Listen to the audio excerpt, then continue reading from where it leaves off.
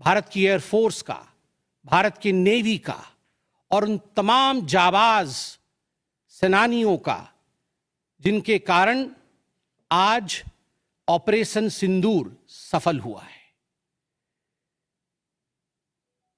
अगर सही मायने में देखा जाए तो ऑपरेशन सिंदूर और उसके विषय में पूरा हिंदुस्तान आज जानता है, क्योंकि कई प्रेस कॉन्फ्रेंसेस हुए।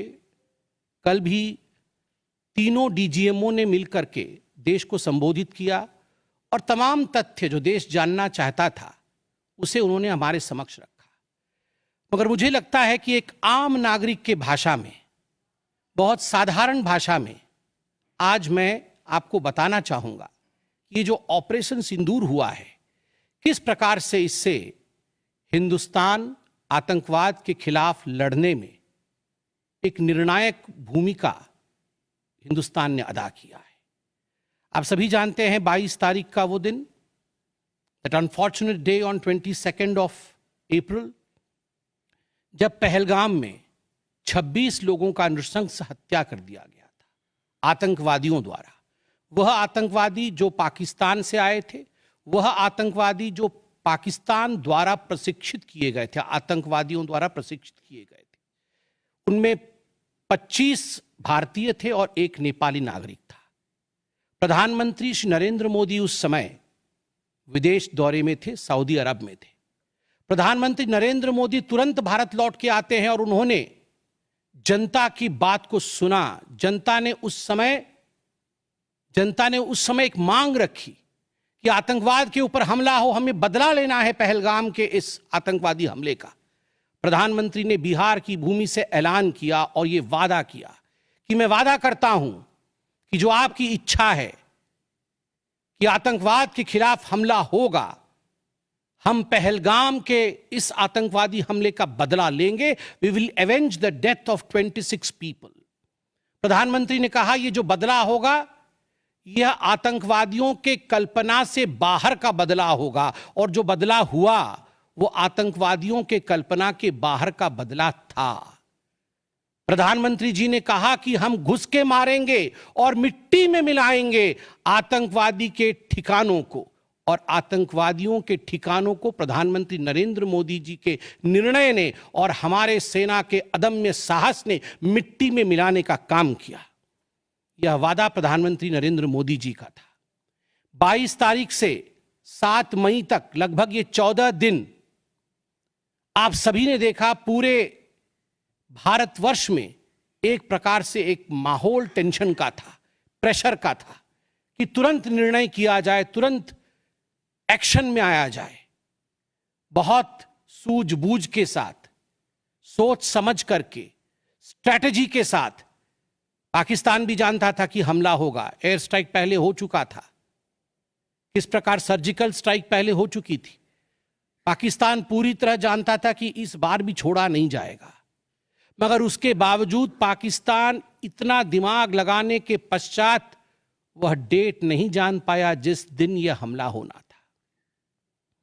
22 तारीख से 7 तारीख के बीच में कुछ नॉन मिलिट्री एक्शंस जिन्होंने पाकिस्तान को कमजोर किया, वह प्रधानमंत्री नरेंद्र मोदी जी ने और भारत की सरकार ने लिया। ये जो ऑपरेशन सिंदूर है, इसका एक मिलिट्री पोर्शन है तो एक नॉन मिलिट्री पोर्शन भी है।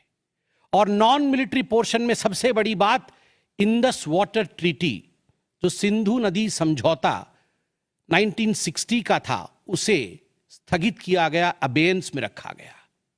आप सभी जानते हैं लगभग 90% पाकिस्तान जो है इसी पानी पर निर्भर करता है। लगभग 80% उनका जो कृषि है इस पानी पर निर्भर करता है। इस पानी को यदि रोक दिया जाए तो पाकिस्तान की 1/4 जीडीपी गिर जाती है। इस पाकिस्तान को अगर इस पानी से वंचित रखा जाए तो पाकिस्तान के हालात वैसे होंगे कि उनकी जीडीपी लुढ़केगी, कृषि लुढ़केगा। केवल कृषि और जीडीपी नहीं, उनके पावर कट्स होंगे और इस प्रकार का माहौल पाकिस्तान में पैदा होगा कि पाकिस्तान एक फ्रजाइल स्टेट के रूप में, अभी भी फ्रजाइल है, और फ्रजाइल स्टेट के रूप में वो सामने आएगा। झेलम और चनाब अब संपूर्ण रूप से भारत सरकार के अधिकार में है, अधिकार क्षेत्र में है। और जिस प्रकार से यहां हम बांध बनाने की और रिवर को आगे बढ़ाने की बात कर रहे हैं, नए रिजर्वॉयर, इरिगेशन और हाइड्रो पावर से जम्मू कश्मीर, लद्दाख, पंजाब एवं हरियाणा, इन राज्यों को बहुत फायदा मिलने वाला है। ये कहा गया कि पानी और खून एक साथ नहीं बहेगा। मित्रों, जरा सोच के देखिए, 50 वर्षों तक जो संभव नहीं हुआ था, किसी भी युद्ध में यह संभव नहीं हुआ था कि इंडस वाटर ट्रीटी को रोक दिया जाए। जो संभव नहीं हुआ था, वह असंभव काम संभव हुआ इस बार। अटारी वाघा बॉर्डर को भी रोक दिया गया। दोनों देशों के बीच में कोई ट्रेड नहीं होगा और इसका खामियाजा कोई भुगतेगा तो वो पाकिस्तान की इकोनॉमी भुगतेगी। इसके साथ ही जिन लोगों के पास पाकिस्तान का वीजा था और वो हिंदुस्तान में, पाकिस्तान के नागरिक जो हिंदुस्तान के वीजा के साथ भारतवर्ष में रह रहे थे, उन सब को बाहर निकाला गया। पाकिस्तान का कोई भी आर्टिस्ट, कोई भी परफॉर्मेंस वो भारतवर्ष में नहीं हो सकता है। इस प्रकार के कड़े प्रतिबंध पाकिस्तान के ऊपर लगाए गए। माननीय प्रधानमंत्री श्री नरेंद्र मोदी जी ने लगभग 20 देशों के राष्ट्राध्यक्षों से सीधी बातचीत की। How to isolate Pakistan, how to fight against terrorism. और सबसे बड़ी बात है, तमाम देशों ने भारत का समर्थन किया। सऊदी अरब, यूएई, यूएस, आप सोचिए, इस्लामिक वर्ल्ड के बड़े देश हैं सऊदी अरब और यूएई, इन्होंने भारतवर्ष का पूर्णतः समर्थन किया। जिस समय पहलगाम का हमला हुआ था, माननीय प्रधानमंत्री सऊदी अरब में थे। सऊदी अरब के अपने दौरे को जब वो छोड़ के आए, तब उनको वहां एश्योरेंस दिया गया कि आप जाइए, हम आपके साथ खड़े हैं, वी सपोर्ट यू, हम टेरर के खिलाफ आपके साथ कंधे से कंधा मिला के लड़ेंगे। Pakistan was isolated. ये जो नॉन मिलिट्री एक्शन लिया गया, आज मैं कहना चाहता हूं कि 50 वर्षों से भी अधिक समय तक जो टूल्स कभी इस्तेमाल नहीं किए गए थे, जिस क्षेत्र में भारतवर्ष कभी नहीं गया था, वह टूल्स इस्तेमाल किए गए और अपने आप में भारत के लिए ये बहुत बड़ी बात है। बहुत बड़ी बात है कि इंडस वाटर ट्रीटी को रोका गया, 20 से अधिक देशों का समर्थन, आतंकवाद के खिलाफ एक निर्णायक हमले की तैयारी, और 6 और 7 मई 2025 उस रात निर्णायक हमला होता है आतंकवाद के ऊपर। सभी जानते हैं कि 9 आतंकवादी ठिकाने जो POJK में थे और पाकिस्तान में थे, उन्हें ध्वस्त किया गया। यह ऑपरेशन सिंदूर एक बहुत बड़ा दायरा तय करता है। इसने पूरे विश्व को दिखाया कि भारतवर्ष क्या कर सकता है।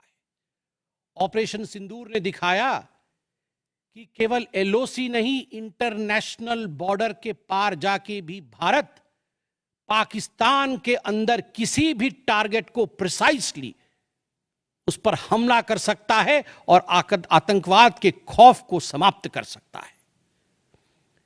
इस पूरे ऑपरेशन का लक्ष्य क्या था, इसे समझने की आवश्यकता है। लक्ष्य क्या था? क्या हमने लक्ष्य की पूर्ति की?